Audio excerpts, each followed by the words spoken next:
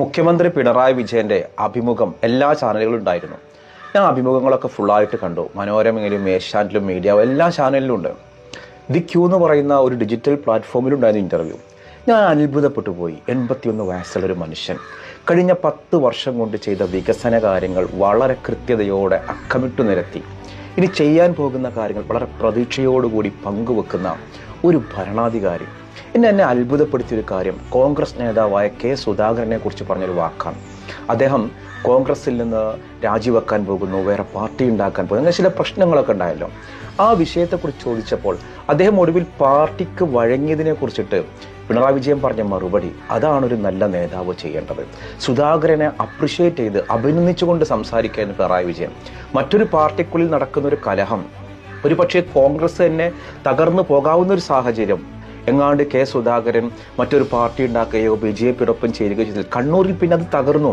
പക്ഷെ അവിടെ പോലും എന്തൊരു രാഷ്ട്രീയ പക്വതയോട് കൂടിയിട്ടാണ് പിണറായി വിജയൻ സംസാരിക്കുന്നത്. പാർട്ടി എന്ന നിലക്ക് കെ സുധാകരൻ സ്വീകരിച്ച നിലപാടാണ് നല്ലതെന്ന് ഞാൻ പറയും. കാരണം അവരുടെ ഹൈക്കമാൻഡ് ഒരു പൊതു തീരുമാനമെടുത്തു. ആ തീരുമാനം സുധാകരൻ മത്സരിക്കണമെന്ന് ആഗ്രഹിച്ചെങ്കിലും കെ സുധാകരൻ മത്സരിക്കണമെന്ന് ആഗ്രഹിച്ചെങ്കിലും മത്സരിക്കേണ്ടതില്ല എന്ന നിലപാടാണ് അവർ ഹൈക്കമാൻഡ് എടുത്തത്. അതിൻ്റെ അവസാന ഘട്ടത്തിൽ പല അഭ്യൂഹങ്ങളും നാട്ടിൽ പരന്നെങ്കിലും ഞാൻ പാർട്ടിക്ക് വിധേയനാണ്, പാർട്ടിയോടൊപ്പമാണ് എന്ന് അദ്ദേഹം പറഞ്ഞു. നല്ല കാര്യമാണത്. പിണറായി വിജയനോട് ഒരു താല്പര്യവും ഇല്ലാത്ത ഒരാളാണ് ഞാൻ. പക്ഷേ ഒരു പൊളിറ്റിക്കൽ സ്റ്റുഡൻ്റ് എന്ന നിലക്ക് അദ്ദേഹത്തിൻ്റെ അഭിമുഖങ്ങളൊക്കെ കൃത്യമായിട്ട് പഠിച്ചു കഴിഞ്ഞാൽ ഒരു നല്ല ഭരണാധികാരിക്ക് വേണ്ട തികഞ്ഞ ആത്മവിശ്വാസവും അച്ചടക്കവും പിണറായി വിജയൻ കാണാം. ഒരു പക്ഷേ ഞാനിത് പറയുമ്പോൾ നിങ്ങൾക്ക് എന്നോട് വിയോജിപ്പുണ്ടാവാം, യോജിക്കാം, ഇതൊക്കെ ചെയ്യാം.